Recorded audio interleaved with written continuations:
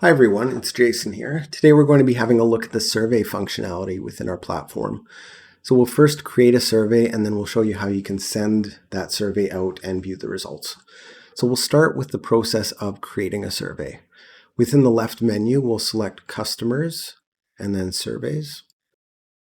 From here, we'll select Survey Setup. So the way in which surveys work on the platform is such that you can ask a maximum of 3 questions for which the customer will provide a rating, and that rating is between 1 and 5. So as we can see here, we have some default questions that were created for us when we selected our industry, which is home cleaning. These switches indicate whether or not the question will actually be included on the survey. So what we're going to do at this point is just add another question. So I'll click Add Question at the top. And the question I'll ask is, how cost effective was the service? So after adding the question, we have to enable it with this switch. And because we're only allowed to ask 3 questions per survey, we have to disable one of these. So I'm going to unselect this one. Okay, so now that we've created the questions that will receive a rating, let's look at some of these other options. The first option is auto survey on customer creation. So when this is enabled, clients who book online will be set up so that when the job is finished, they'll automatically be sent a survey request. Allow comments is the next field. So if we want a free form comment box to appear on the survey, we'll enable this.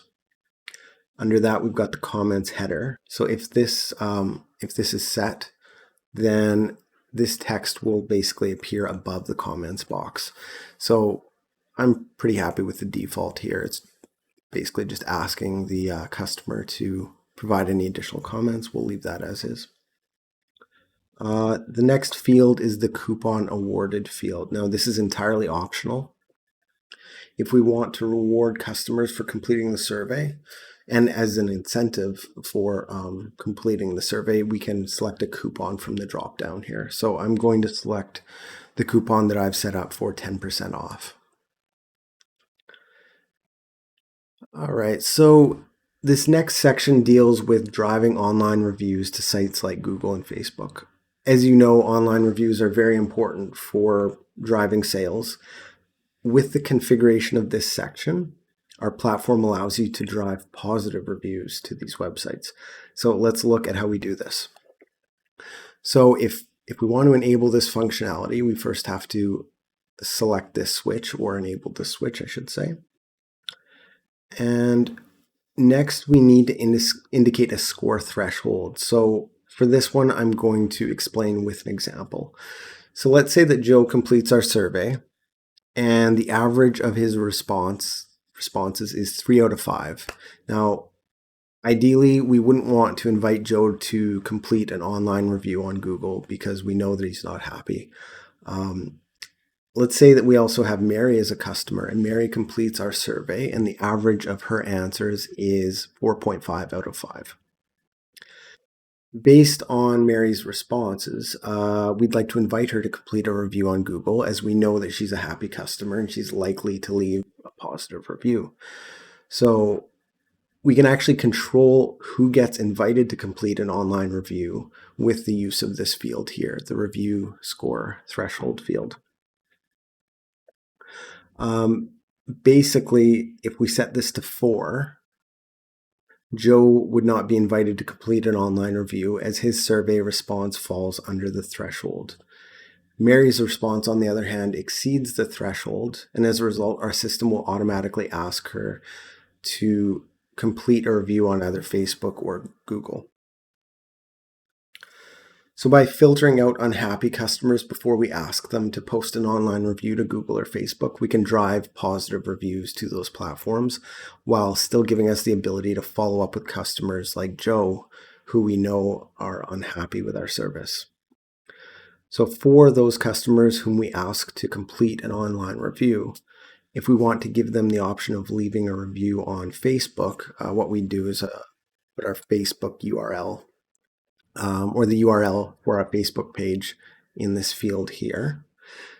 Similarly, if we want to give our customers the ability to leave a review on Google, we'll add the link to our Google My Business page. And if you're not sure how to get that particular URL, you can just click down here, and this page will provide you with instructions on how you can get that URL.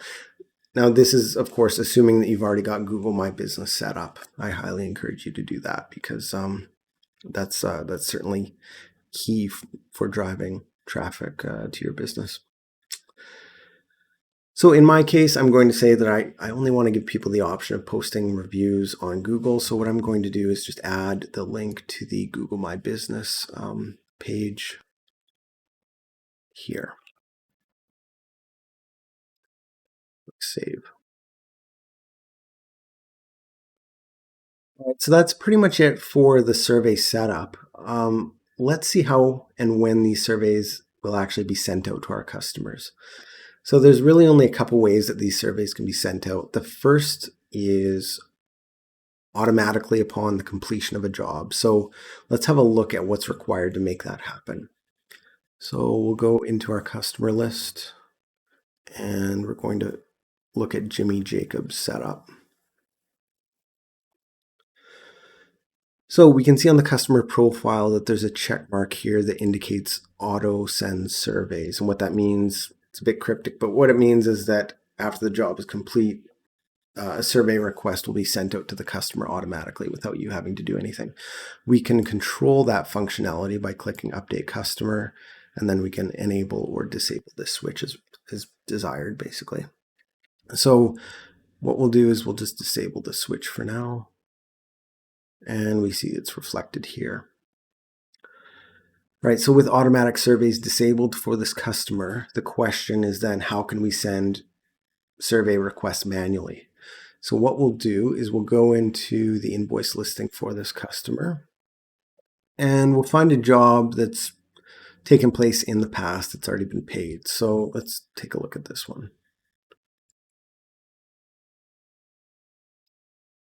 So if we click Actions and then scroll down, we see at the bottom here that we have a button that allows us to send a survey request. So what we'll do is we'll click this button. Okay, there we go. So the survey request has been sent. What is contained in the survey request is basically a link to the survey itself. The email also indicates that if they complete the survey, they'll be awarded a coupon code that will give them 10% off their next order, or appointment, I should say.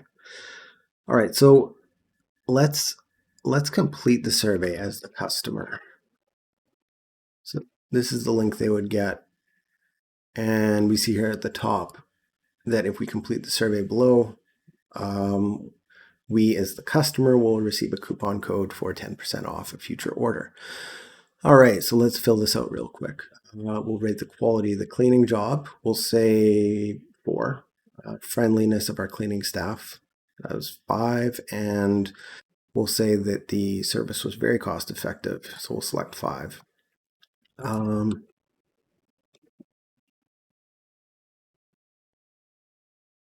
Submit this.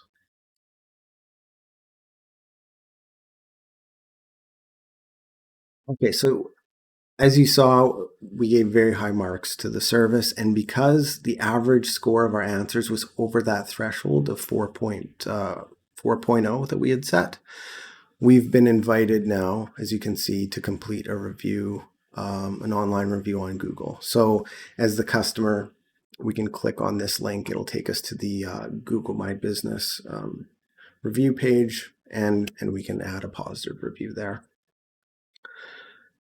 All right, so with the survey complete, let's go back to the platform to see what the results look like. Now, if we go to the dashboard and select jobs, what we'll see is the average score of our surveys over time in this chart below.